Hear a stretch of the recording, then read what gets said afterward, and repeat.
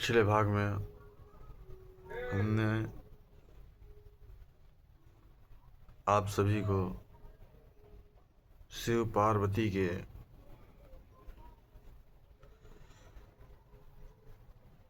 ब्याह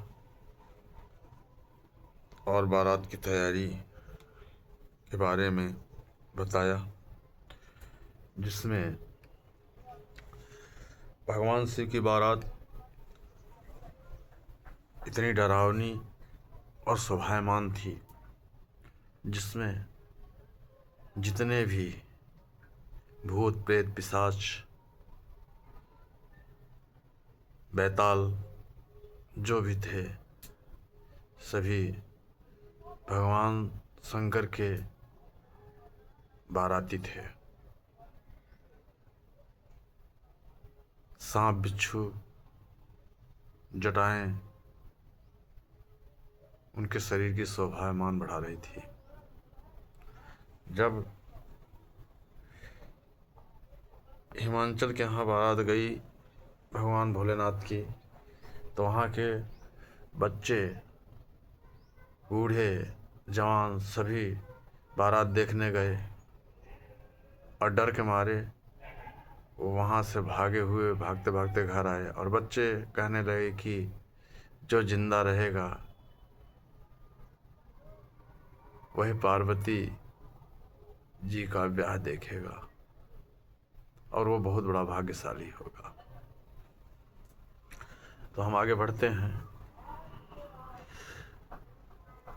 समुझ महेश समाज सब, जननी जनक मुस्काहि, बाल बुझाए विविध विधि, निडर होहु डरु नाहि।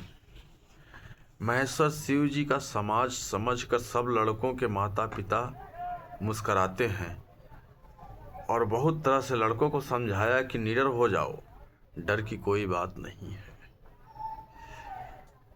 लय अगवान बारात ही आए, दिए सब ही जनवास सुहाए, मैना शुभ आरती संवारी, संग सुमंगल गावहि नारी। अगवान लोग बारात को लिवा लाए, उन्होंने सबको सुंदर जनवासे ठहरने को दिए। मैना पार्वती जी की माता ने शुभ आरती सजाई और उनके साथ की स्त्रियां उत्तम मांगलिक गाने लगी। कंचन थार सोहवर पानी, परिछन चली हरहि हरसानी, बिकट वेश रुद्रहि जब देखा, अवलन उर भयउ विसेखा। सुंदर हाथों में सोने का थाल शोभित है। इस प्रकार मैना हर्ष के साथ शिव जी का परछन करने चली। जब महादेव जी को भयानक वेश में देखा, तब तो स्त्रियों के मन में बड़ा भारी भय उत्पन्न हो गया। भागी भवन पैठी अति त्रासा, गए महेश जहाँ जनवासा, मैना हृदय भयउ दुख भारी, लीन्ही बोली गिरीश कुमारी। बहुत ही डर के मारे भाग कर वे घर में घुस गई और शिव जी जहाँ जनवासा था वहाँ चले गए। मैना के हृदय में बड़ा दुख हुआ। उन्होंने पार्वती जी को अपने पास बुला लिया। अधिक स्नेह गोद बैठारी, श्याम सरोज नयन भर बारी, जहि विधि तुमहि रूप अस दीन्हा, तेहि जड़ बरु बाउर कस कीन्हा। और अत्यंत स्नेह से गोद में बैठाकर अपने नील कमल के समान नेत्रों में आंसू भरकर बहुत दुखी होकर मैना ने कहा कि जिस विधाता ने तुमको ऐसा सुंदर रूप दिया, उस मूर्ख ने तुम्हारे दूल्हे को बावला कैसे बना सकता है? कैसे बनाया? कस कीन बरबौराह विधि जहि तुम्हि सुंदरता दई, जो फलु चाहिए सुर तरु ही सोवर बस बबूरहि लागई। तुम सहित गिरते गिरो पावक जराओ, जल निधि महु परो घर जाऊ। अपजसु हो जग जीवत विबाहु न हो करो। जिस विधाता ने तुमको सुंदरता दी, उसने तुम्हारे लिए वर बावला कैसे बनाया? जो फल कल्प वृक्ष में लगना चाहिए वह जबरदस्ती बबूल में लग रहा है। मैं तुम्हें लेकर पहाड़ से गिर पड़ूंगी, आग में जल जाऊंगी या समुद्र में कूद पड़ूंगी। चाहे घर उजड़ जाए और संसार में अपकीर्ति फैल जाए, पर जीते जी मैं इस बावले वर से तुम्हारा विवाह न करूंगी। भई बिकल अबला सकल, दुखित देखी गिरि नारी। करि बिलाप रोदति बदति, सुता स्नेहु सम्हारी। हिमांचल की स्त्री मैना को दुखी देखकर सारी स्त्रियां व्याकुल हो गई। मैना अपनी कन्या के स्नेह को याद करके विलाप करती, रोती और कहती थी। नारद कर में काह बिगारा, भवन मोर जिन्ह बसत उजारा। अस उपदेशु उमहि जिन्ह दीन्हा, बौरे वरहि लागी तपु कीन्हा। मैंने नारद का क्या बिगाड़ा था, जिन्होंने मेरा बसता हुआ घर उजाड़ दिया? मेरी नारद से क्या दुश्मनी थी? हमारे उमा को जिन्होंने ऐसा उपदेश दिया कि जिससे उससे बावले वर के लिए तप किया। सोचे हूँ उनके मोहन माया, उदासीन धन धाम न जाया। घर पर घर घालक लाज न भीरा, बांझ की जान प्रसव कहे पीरा। सचमुच उनको किसी का मोह नहीं होता, जिनका कोई घर नहीं होता। उनके न माया, न धन, न घर, न स्त्री, सबसे उदासीन है। इसी से वे दूसरे का घर उजाड़ने में हमेशा लगे रहते हैं। उन्हें न किसी की लाज है न डर है। भला बांझ स्त्री प्रसव का पीड़ा क्या जाने? जब किसी को बच्चा ही नहीं हुआ तो वो पीड़े प्रसव का दर्द का क्या जाने कि प्रसव का दर्द कैसा होता है। इसी तरह नारद जी के पास न घर है, न संसार है, न माया है, न बाल है, न बच्चे हैं, न स्त्री है, तो उनका दूसरे का घर देखा थोड़ी जाता है। उसे हमेशा उजाड़ने का ही प्रयास किया करते हैं। ये मैना ने कहा। जननी बिकल बिलो की भवानी, बोली जुत विवेकी मृदुबानी। अस विचारी सोचहि मति माता, सो न टरई जो रचई विधाता।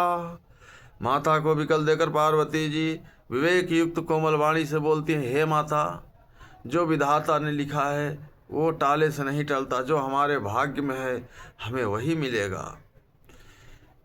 कर्म लिखा जाओ बाउर नाहूँ, तो कत दोष लगाई काहूँ। तुम सन मिटही की विधि के अंका, मातु व्यर्थ जनि लेहूँ कलंका। यहाँ पर माता रोक रही है, लेकिन पार्वती जी कहती है कि हे माता, तुम क्यों चिंता करती हो? जब विधाता ने मेरे किस्मत में बाउर ही वर लिख दिया है तो बाउर ही सही। मेरे भाग्य में बावला ही पति है, तो किसी को क्यों दोष लगाया जाए। हे माता, क्या विधाता के अंग तुमसे मिट सकते हैं? विधाता के अंक तुमसे नहीं मिट सकते। वृथा कलंक का टीका मत लो। जनिले हूँ मातु कलंक करना परी हरहु अवसर नहीं, दुख सुख जो लिखा लीलार हमरे जाब जह पाऊ तही, सुन उमा बचन विनीत कोमल सकल अबला सोचही, बहुभांति विधि लगाई दूषण नैन बारी विमोचही। हे माता, कलंक मत लो, रोना छोड़ो, यह अवसर विषाद करने का नहीं है। मेरे भाग्य में जो दुख सुख लिखा है उसे मैं जहाँ जाऊंगी वहीं पाऊंगी। पार्वती जी के ऐसे विनय भरे कोमल वचन सुनकर सारी स्त्रियां सोच करने लगी और भांति भांति से विधाता को दोष देकर आंखों से आंसू बहाने लगी। तही अवसर नारद सहित अरु ऋषि सप्त समेत, समाचार सुनी तुही नगरी गौने तुरत निकेत। इस समाचार को सुनते ही हिमाचल उसी समय नारद जी और सब ऋषियों के साथ लेकर अपने घर गए। तब नारद सब ही समुझावा, पूर्व कथा प्रसंग सुनावा, मैना सत्य सुनहु मम बानी, जगदम्बा सब सुता भवानी। तब नारद जी ने पूर्व जन्म की कथा सुनाकर सबको समझाया और कहा कि हे मैना, तुम मेरी सच्ची बात सुनो। तुम्हारी यह लड़की साक्षात जगत जननी है, अजा अनादि शक्ति अविनाशिनी, सदा शंभु अर्धंग निवासिनी, जग संभव पालन लयकारिणी, निज इच्छा लीला बपुधारिणी। ये अजन्मा अनादि और अविनाशिनी शक्ति है, सदा शिव जी के अर्धांग में रहती है। ये जगत की उत्पत्ति पालन और संहार करने वाली है और अपनी इच्छा से ही लीला शरीर धारण करती है। जन्मी प्रथम तक्ष गृह जाई, नाम सती सुंदर तनु पाई, ताहु सती शंकर ही विवाही, कथा प्रसिद्ध सकल जग माही। पहले ये दक्ष के घर में जन्मी थी, तब इनका सती नाम था। बहुत सुंदर शरीर पाया था, वहाँ भी सती शंकर जी से ही ब्याही गई थी। यह कथा सारे जगत में प्रसिद्ध है। एक बार आवत शिव संगा, देखें रघुकुल कमल पतंगा, भयऊ मोहु शिव कहा न कीन्हा, भ्रम बस वे सुसीय कर लीन्हा। एक बार इन्होंने शिव जी के साथ आते हुए राह में रघुकुल रूपी कमल के सूर्य श्री रामचंद्र जी को देखा। तब इन्हें मोह हो गया और इन्होंने शिव जी का कहना न मानकर भ्रमवश सीता जी का वेश धारण कर लिया। सिय वेश सती जो कीन्हते ही अपराध शंकर परिहरी, हर विराह जाहि बहोरी, बितु के यज्ञ जोगा नल जरी। अब जनम तुम्हारे भवन, निज पति लागे दारुण तपु किया, अस जानि संशय तजह गिरजा सर्वदा शंकर प्रिया। सती जी ने जो सीता का वेश धारण किया, उसी अपराध के कारण शंकर जी ने इनको त्याग दिया। फिर शिव जी के वियोग में ये अपने पिता के यज्ञ में जाकर वहीं योगाग्नि में भस्म हो गई।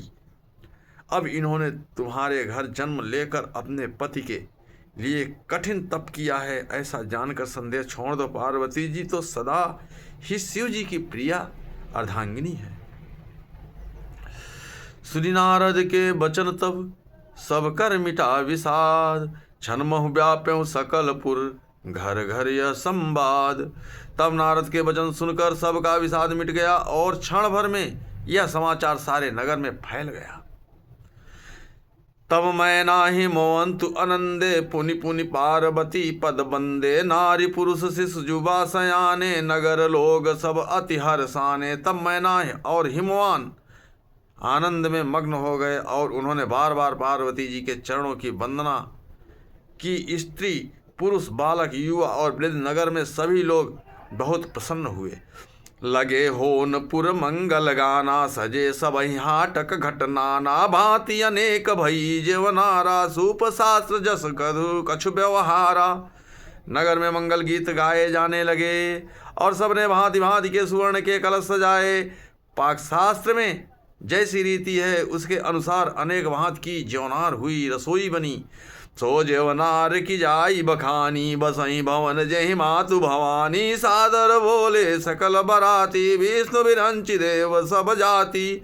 जिस घर में स्वयं माता भवानी रहती हो वहाँ की ज्योनार भोजन सामग्री का वर्णन कैसे किया जा सकता है। हिमाचल ने आदरपूर्वक सब बरातियों को, विष्णु ब्रह्मा और सब जाति के देवताओं को बुलाया।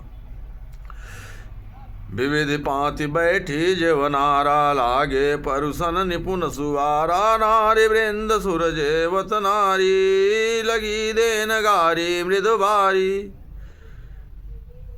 भोजन करने वालों को बहुत सी पंगतें बैठी चतुर रसोइयां परोसने लगे। स्त्रियों की मंडलियां देवताओं को भोजन करते जानकर कोमल वाणी से गालियां देने लगी।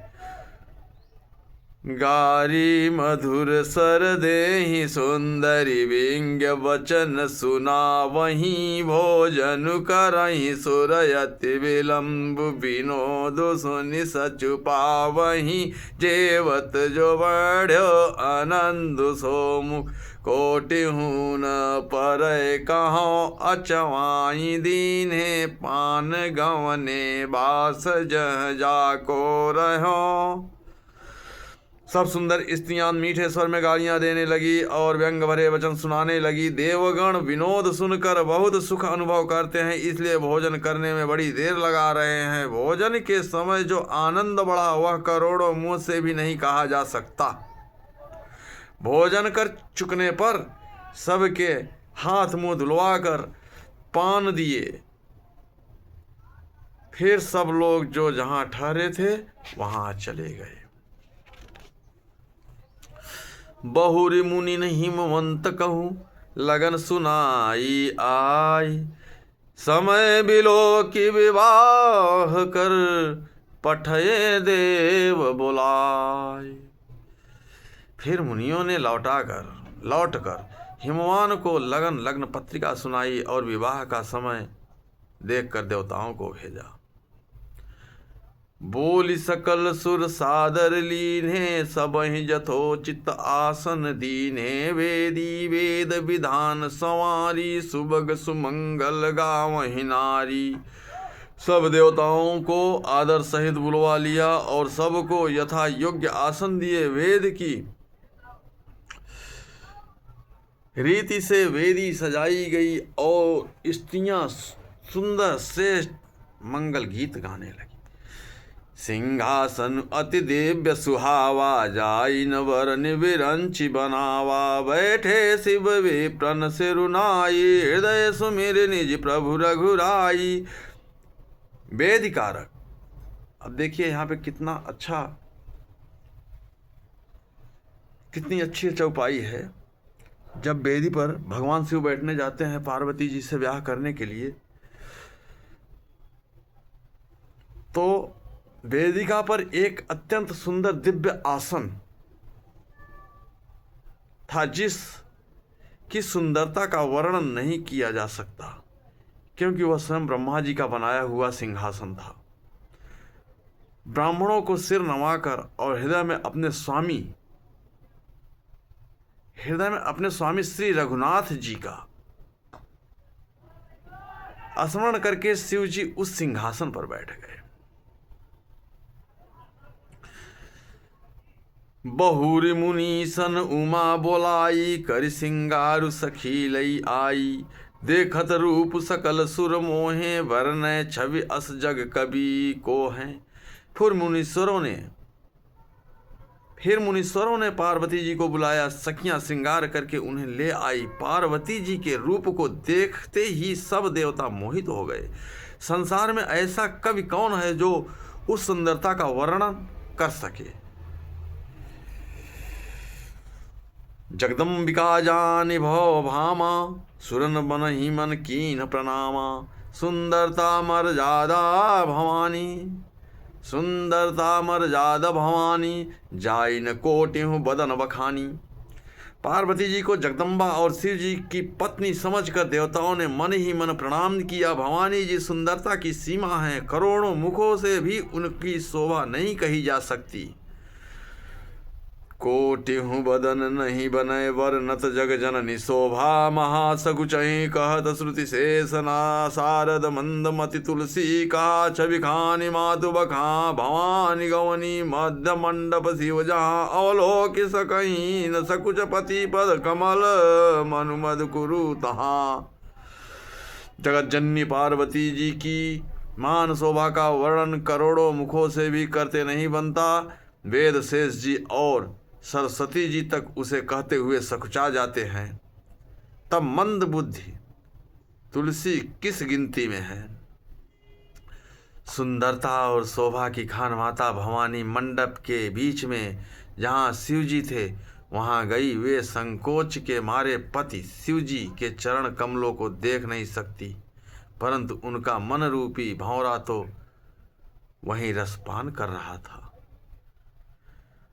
मुनि अनुशासन गणपति पूजे हूँ शंभु भवान, को सुनि संशय करे जनी सुर अनादि जिय जान। मुनियों की आज्ञा से शिव जी और पार्वती जी ने गणेश जी की पूजन किया। मन में देवताओं को अनादि समझकर कोई इस बात को सुनकर शंका न करे कि गणेश जी तो शिव पार्वती की संतान है, अभी विवाह से पूर्व ही वे कहाँ से आ गए। अब देखिए यहाँ पर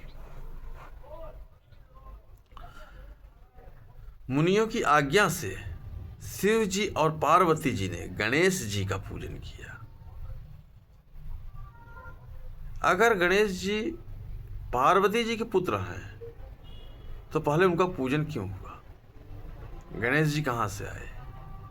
अब यहाँ पर एक भ्रम की बातें आ रही हैं। ये गणेश जी कौन है।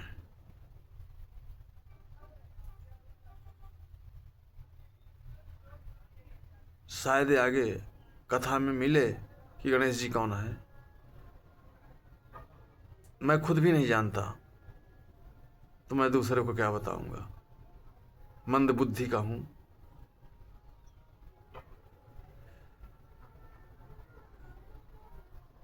मन में देवताओं को अनादि समझकर कोई इस बात को सुनकर शंका न करे। माने यहां तुलसीदास जी लिखते हैं कि मन में देवताओं को अनादि समझकर कोई इस बात को सुनकर शंका न करे कि गणेश जी तो शिव पार्वती की संतान है, अभी विवाह से पहले ही वे कहां से आ गए। जिस विवाह के विधि श्रुति गाई महामुनि ने सो सब करवाई। गही गिरीश कुश कन्या पानी भाव समर्पी जानी भवानी। वेदों में विवाह की जैसी रीति कही गई है, महामुनियों ने वह सब रीति करवाई। पर्वतराज हिमाचल ने हाथ में कुश लेकर तथा कन्या का हाथ पकड़कर उन्हें भवानी शिव पत्नी जानकर शिव जी को समर्पण किया। पानी ग्रहण जब कीन महेशा ही हर से तब सकल सुरेशा। वेद मंत्र मुनिवर उच्चरहि जय जय जय शंकर सुर करहि। जब महेश्वर शिव जी ने पार्वती का पाणी ग्रहण किया तब इंद्रादि सब देवता हृदय में बड़े ही हर्षित हुए। श्रेष्ठ मुनिगण वेद मंत्रों का उच्चारण करने लगे और देवगण शिव जी का जय जयकार करने लगे। बाजहि बाजन विविध विधाना सुमन वृष्टि नभ भय विधि नाना। हर गिरिजा कर भयउ विवाहु सकल भुवन भरि रहा उछाहु। अनेकों प्रकार के बाजे बजने लगे, आकाश से नाना प्रकार के फूलों की वर्षा हुई। शिव पार्वती का विवाह हो गया, सारे ब्रह्मांड में आनंद भर गया। दासी दास तुरग रथ नागा धेनु बसन मणि वस्तु विभागा। अन्न कनक भाजन भरि जाना दाइज दीन न जाई बखाना। दासी दास रथ घोड़े हाथी गायें वस्त्र और मणि आदि अनेक प्रकार की चीजें अन्न तथा सोने के बर्तन गाड़ियों में लदवाकर दहेज में दिए, जिनका वर्णन नहीं हो सकता। दाइज दियो बहु भांति पुनि कर जोरि हिम भूधर कहो का देऊ पूरन काम शंकर चरण पंकज गही रहो शिव कृपा सागर ससुर कर संतोष सब भांति कियो पुनि गहे पद पथोज मैना प्रेम परिपूरन हियो। बहुत प्रकार का दहेज देकर फिर हाथ जोड़कर हिमाचल ने कहा, हे शंकर आप पूर्ण काम हैं, मैं आपको क्या दे सकता हूँ। इतना कहकर वे शिव जी के चरण कमल पकड़कर रह गए। तब कृपा के सागर शिव जी ने अपने ससुर का सभी प्रकार से समाधान किया। फिर प्रेम से परिपूर्ण हृदय मैना जी ने शिव जी के चरण कमल पकड़े और कहा, नाथ उमा मम प्राण सम गृह किंकरी करेहु क्षमेहु सकल अपराध अब होय प्रसन्न वरुदेहु। हे नाथ, यह उमा मुझे मेरे प्राणों के समान प्यारी है। आप हमें इसे अपने घर की टहलनी बनाइएगा और इसके सब अपराधों को क्षमा करते रहिएगा। अब प्रसन्न होकर मुझे यही वर दीजिए। बहुविधि शंभु सासु समुझाई गौनी भवन स चरण सिरुनाई जननी उमा बोली तब लीन्ही लय उछंग सुंदर सिख दीन्ही। शिव जी ने बहुत तरह से अपनी सास को समझाया। तब वे शिव जी के चरणों में सिर नवाकर घर गई। फिर माता ने पार्वती को बुला लिया और गोद में बैठाकर यह सुंदर सीख दी। करेहु सदा शंकर पद पूजा नारी धर्म पति देव न दूजा। बचन कहत भरे लोचन बारी बहुरी लाई उरलीन कुमारी। हे पार्वती, तू सदा शिव जी की चरण की पूजा करना, नारियों का यही धर्म है। उनके लिए पति ही देवता है और कोई देवता नहीं है। इस प्रकार की बातें कहते कहते उनकी आंखों में आंसू भर आए और उन्होंने कन्या को छाती से चिपटा लिया। कत विधि सृजी नारी जगमाही पराधीन सपने सुख नाही। भय अति प्रेम विकल महतारी धीरज कीन कुसमय बिचारी। फिर बोली कि विधाता ने जगत में स्त्री जाति को क्यों पैदा किया। पराधीन को सपने में भी सुख नहीं मिलता। यूँ कहती हुई माता प्रेम में अत्यंत विकल हो गई, परंतु कुसमय जानकर दुख करने का अवसर न जानकर उन्होंने धीरज धरा। पुनि पुनि मिलती परति गही चरना परम प्रेम कछ जाई न बरना। सब नारी न मिली भेंटी भवानी जाय जननी उर पुनि लपटानी। मैना बार बार मिलती हैं और पार्वती के चरणों को पकड़कर गिर पड़ती हैं। बड़ा ही प्रेम है, कुछ वर्णन नहीं किया जाता। भवानी सब स्त्रियों से मिल भेंट कर फिर अपनी माता के हृदय से जा लिपटी।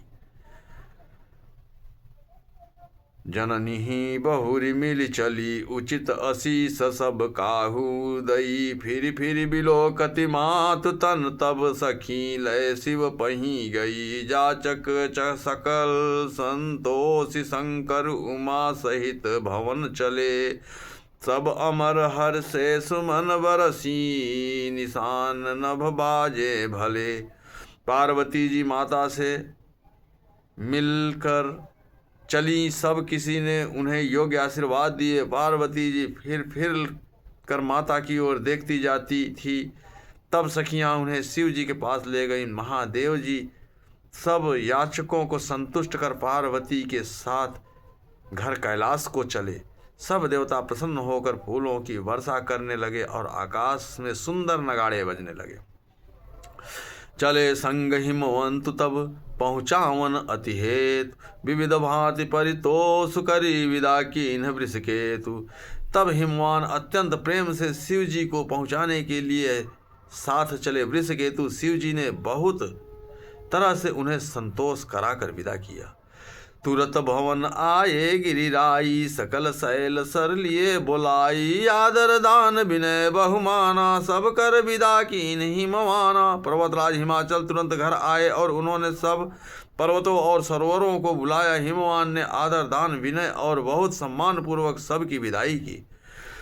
जब ही शंभु कैलाश ही आए सुर सब निज निज लोक सिधाए। जगत मातु पितु शंभु भवानी तेहि सिंगारु न कहूँ बखानी। जब शिव जी कैलाश पर्वत पहुँचे तब सब देवता अपने अपने लोकों को चले गए। तुलसीदास जी कहते हैं कि पार्वती जी और शिव जी जगत के माता पिता हैं, इसलिए मैं उनके श्रृंगार का वर्णन नहीं कर सकता। करहि विविध विधि भोग विलासा, गणन समेत बसहि कैलासा। हर गिरिजा विहार नित नयऊ, यही विधि विपुल काल चली गयऊ। शिव पार्वती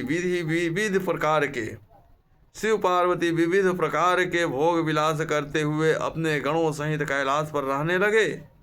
वे नित्य नए विहार करते थे। इस प्रकार बहुत समय बीत गया। जब जमन में खट बदन कुमारा, तारक असुर समर जहि मारा। आगम निगम प्रसिद्ध पुराना, सन्मुख जन्म सकल जग जाना। तब 6 मुख वाले माने खनमुख 6 मुख वाले पुत्र स्वामी कार्तिकेय का जन्म हुआ, जिन्होंने बड़े होने पर युद्ध में तारकासुर को मारा। वेद शास्त्र और पुराणों में स्वामी कार्तिकेय के जन्म की कथा प्रसिद्ध है और सारा जगत उसे जानता है। जगुजान खनमुख जन्म कर्मुत प्रताप पुरुषारथु महा।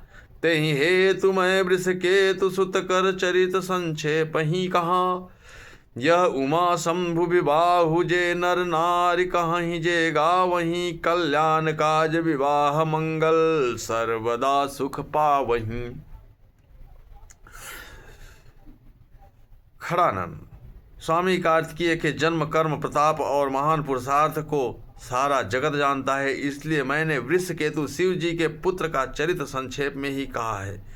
शिव पार्वती के विवाह की इस कथा को जो स्त्री पुरुष कहेंगे और गाएंगे वे कल्याण के कार्यों और विवाहादि मंगलों में सदा सुख पाएंगे। चरित्र सिंधु गिरिजा रमन वेद न पावहि पार। वर्णय तुलसी दास किमि अतिमति मंद गंवारु। गिरिजापति महादेव जी का चरित्र समुद्र के समान अपार है, उसका पार वेद भी नहीं पाते। तब अत्यंत मंद बुद्धि और गंवार तुलसीदास उसका क्या वर्णन कर सकता है। ये तुलसीदास जी लिखते हैं, शंभु चरित सुनि सरस सुहावा। भरद्वाज मुनि अति सुख पावा। बहुलालसा कथा पर बाढ़ी। नयननि नीरु रमावली बठाढ़ी। शिव जी के रसीले और सुहावने चरित्र को सुनकर मुनि भरद्वाज जी ने बहुत ही सुख पाया। कथा सुनने की उनकी लालसा बहुत बढ़ गई। नेत्रों में जल भर आए तथा रोमावली खड़ी हो गई। प्रेम विवश मुख आवन वाणी। दशा देखी हर से मुनि ज्ञानी। अहो धन्य तब जन्म मुनीसा। तुम्हें प्राण सब प्रिय गौरीसा। वे प्रेम में मुग्ध हो गए, मुख से वाणी नहीं निकलती। उनकी यह दशा देखकर ज्ञानी मुनि याज्ञवल्क बहुत प्रसन्न हुए और बोले, हे मुनीश, आहा, तुम्हारा जन्म धन्य है। तुमको गौरीपति शिवजी प्राणों के समान प्रिय हैं। शिवपद कमल जी नहीं रति नाही। राम ही ते सपने उन सहाही। बिनु छल विश्वनाथ पद नेहूँ। राम भगत कर लक्षण एहूँ। शिव जी के चरण कमलों में जिनकी प्रीति नहीं है वे श्री रामचंद्र जी को स्वप्न में भी अच्छे नहीं लगते। विश्वनाथ श्री शिव जी के चरणों में निष्कपट विशुद्ध प्रेम होना यही राम भक्त का लक्षण है। यहाँ पर श्री तुलसीदास जी कहते हैं कि श्री रामचंद्र जी उन्हें थोड़ा भी प्रेम नहीं करते जो भगवान शिव से कपट रखते हों, छल रखते हों।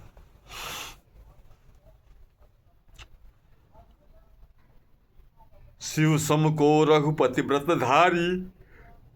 बिनु अघतजी सती असिनारी। पनु करी रघुपति भगति दिखाई। को शिव सम राम ही प्रिय भाई।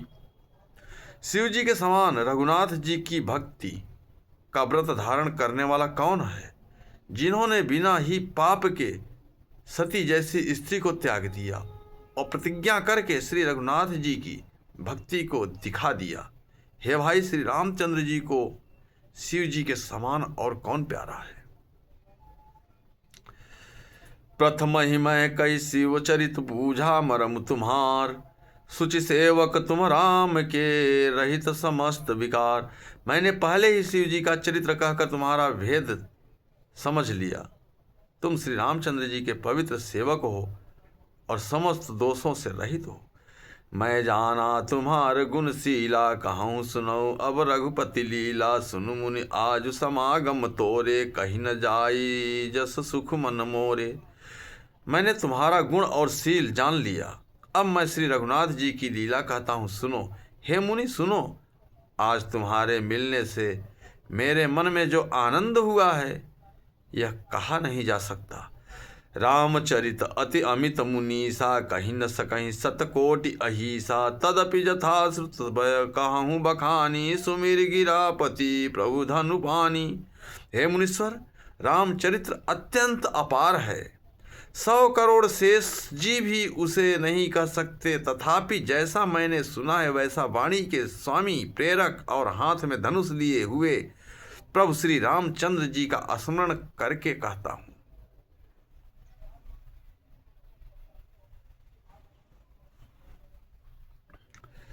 सादर दारुनारि सम स्वामी, राम सूत्रधर अंतर्जामी। जहीं पर कृपा करहि जनु जानी, कवि उर अजिर न चावहि बानी। सरस्वती जी कठपुतली के समान हैं और अंतर्यामी स्वामी श्री रामचंद्र जी सूत पकड़कर कठपुतली को नचाने वाले सूत्रधार हैं। अपना भक्त जानकर जिस कवि पर वे कृपा करते हैं उसके हृदय रूपी आंगन में सरस्वती को वे नचाया करते हैं। प्रणमौ सोई कृपाल रघुनाथा, वरनौ विशद धाता सुगुण गाथा। परम रम्य गिरिभरु कैलासु, सदा जहाँ शिव उमा निवासु। उन्हीं कृपालु श्री रघुनाथ जी को मैं प्रणाम करता हूँ और उन्हीं के निर्मल गुणों की कथा कहता हूँ। कैलाश पर्वतों में श्रेष्ठ और बहुत ही रमणीय हैं, जहाँ शिव पार्वती जी सदा निवास करते हैं। सिद्ध तपोधन जोगी जन, सुर किन्नर मुनि वृंद। बसहि तहाँ सुकृति सकल, सेवहि शिव सुख कंद। सिद्ध तपस्वी योगी गण, देवता, किन्नर और मुनियों के समूह उस पर्वत पर रहते हैं। वे सब बड़े पुण्यात्मा हैं और आनंद कंद श्री महादेव जी की सेवा करते हैं। इसी के साथ मैं यहाँ पर विश्राम लेता हूँ। अब श्री रामचरित मानस का अगला भाग प्रस्तुत करूँगा। आप लोग श्री परशुराम जन कल्याण सेवा समिति चैनल पे बने रहें और चैनल को लाइक एवं सब्सक्राइब जरूर करें और सनातन धर्म को आगे बढ़ाएं। हिंदू राष्ट्र बनाएं और ईश्वर की कृपा आप सभी पर बरसे, यही मेरा ईश्वर से विनय है। जय सिया राम, जय श्री परशुराम। हर हर महादेव।